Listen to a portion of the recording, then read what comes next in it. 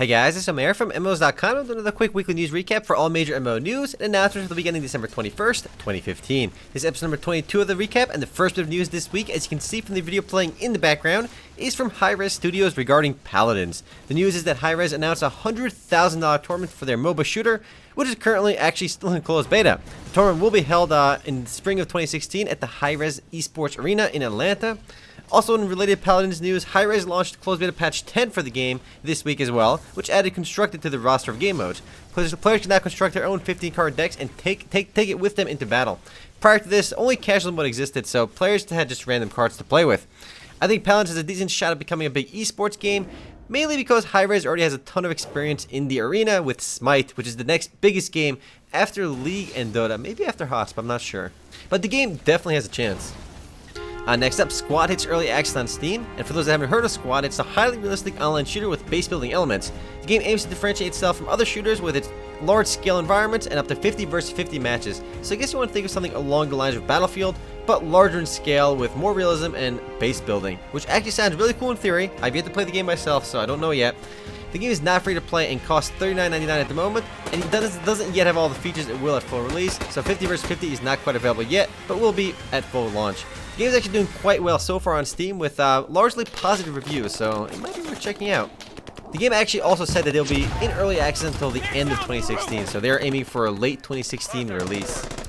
Up next, we have a pretty massive update for Dota 2 called the Balance of Power Update, which, as the name implies, balance some of the power in-game via balance changes to almost every hero, including buffs to my favorite hero, Pudge, which is awesome. Other major changes include a new rune, which reduces spell cooldowns and mana costs, 4 new items, map changes, and item tweaks. The video in the background you're seeing right now is actually a spotlight video for the newest champion, the Arc Warden, which I've actually yet to play because I am all about playing that one hero, okay? I play Pudge all day in Dota. That's my hero, just like Singed in League. But if you've not actually played Dota in a while, this kind of gives you an excuse to go back and try the game because they did change almost every single hero, more balance changes, and a few new items. It does make the game quite a bit different, so do check it out if you haven't played in a while. Next up, we have a bit of news from COG Games regarding Season 2 launch of Elsword. And as with any Elsword news, COG Games made yet another awesome trailer for this patch. With this update, Elsword and Ren both received full revamps with their appearances, attack animations, balances all changing. Even their voice actors have changed, with Christina V of Bleach and Madoka voicing Rena, and Nicholas Roy of Naruto and Digimon voicing Elsword. This gives both characters English voiceovers for the first time, with the rest of the cast as well as NPCs set to receive English voiceovers in the near future. This update also changes the skill tree as well as introduces an event for players who play Elsword or Rena until the end of the year. I gotta say, COG Games always makes pretty cool trailers. Moving right along, Cabal 2's Black Wave Grey Canyon Defense War update launched right in time for the holidays. The update introduces a new 24-player raid, which has players tackling 12 waves of progressively more difficult monsters, which sounds a lot like a tower defense, which actually makes sense considering the update is called Canyon Defense War. Players that complete this new dungeon will of course get access to snazzy new gear too, and honestly, so long as it looks snazzy, who really cares about the stats anyways? I always wore suboptimal gear if my character looked cooler. Not that the Azure Nightmare gear sets have meh stats, I just got a little bit sidetracked. I'm sure they have good stats and they're snazzy, but we'll see. Up next, we got some industry news. Tencent fully purchases Riot Games. Prior to this announcement this week, Tencent already owned a majority stake in the company.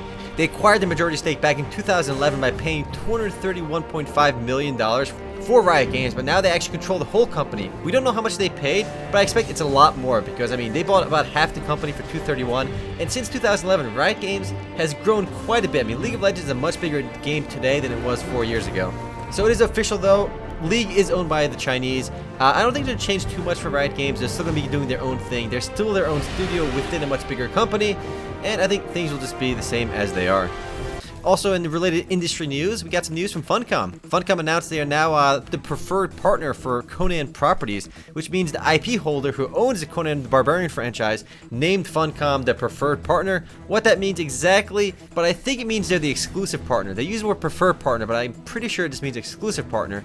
So Funcom actually announced 3 upcoming Conan-based games, one of which will be announced in January 2016, with 2 more games being announced later that year. And of course, the video we're seeing in the background is Age of Conan, though these 3 new games don't really have anything to do with Age of Conan most likely, but we'll find out when they announce it. I mean, they could easily just be MOBAs, they could be MMOs, they could be console games, we don't know yet. But we got more Conan games coming. And next up, we got a little bit of backpedal from Valve regarding the Counter-Strike Global Offensive update, which introduced the Revolver to the game. And basically, they're like, whoa, wait a minute, Revolver OP. So they actually toned it down quite a bit. by nerfing the R8 revolver, as well as backpedaling on some of their rifle changes. So they nerfed the rifles as well, but they're kind of backpedaling on that as well. And actually, I do want to congratulate Valve for being able to admit that they were wrong. They said basically that we made a mistake, and we're going to reevaluate our process for rolling out these patches as well as testing them, so it won't come as a big shock like it did last time around. I mean, the revolver changes were just absurd. Everyone was calling them OP right from the get-go, so they clearly made a mistake, and they did man up to it, so good job, Valve. And moving right along, we have an update for Robocraft called Full Spectrum Combat, which launched this week. The update is aiming to drastically widen the array of game modes, weapons, and cosmetics available, and is the first of several major expansions already planned for the game. One of the biggest changes in the update is the transition to Unity 5, which is the latest game engine for Unity, which they promise leaves no toaster behind when it comes to optimizations and several other changes.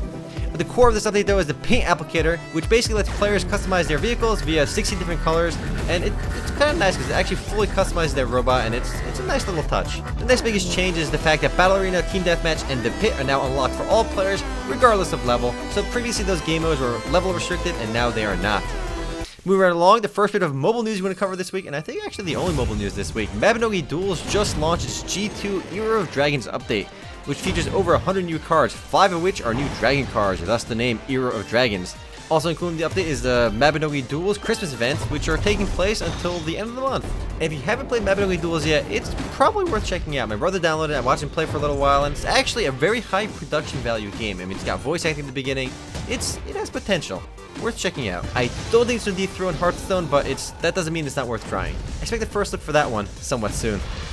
Next up, we got a bit of Warframe news. The Second Dream update is now live on PS4. It's not really anything new for PC players, but the Second Dream update was the largest update for the game, and it launched on PC earlier this month, and it took about 2 weeks for the update to finally roll around on the PS4. So console players can now experience the update that we PC players have already had for quite a while. I think it would just make a lot more sense to roll these updates around the same time, but it seems like the console version is always a little bit behind. Moving right along, we have Cards and Castles, which just left early access this week. It's basically a Hearthstone meets Hero Academy style card game, and it is no longer in early access. A cool part about the game right away is that it's multi-platform compatible. You can play on iOS, Android, as well as PC, which is awesome. I like to see all these games that are available on mobile and PC be multi-platform, or rather cross-platform compatible. I have not checked this one out yet. I will probably do a first look video for it because it looks kind of cute.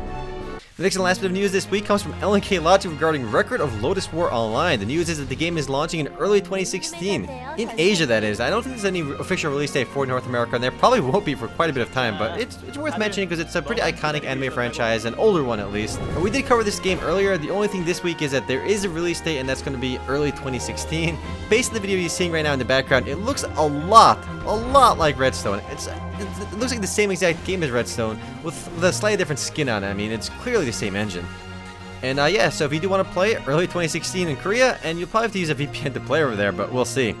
Before we wrap up too, I want to mention we have a really awesome article on MMOs.com on our column section for holiday events for 2015. The column is called the MMOs.com Holiday Event Guide 2015 edition for Matt, and it basically covers every single event for all the popular MMOs for their holiday events. So basically every game is having a holiday event, so do take advantage of it, get the freebies, get the goodies. Anyway guys, that's it for MMO news for the week ending December 21st, 2015. I'll see you guys tomorrow for the podcast. Later.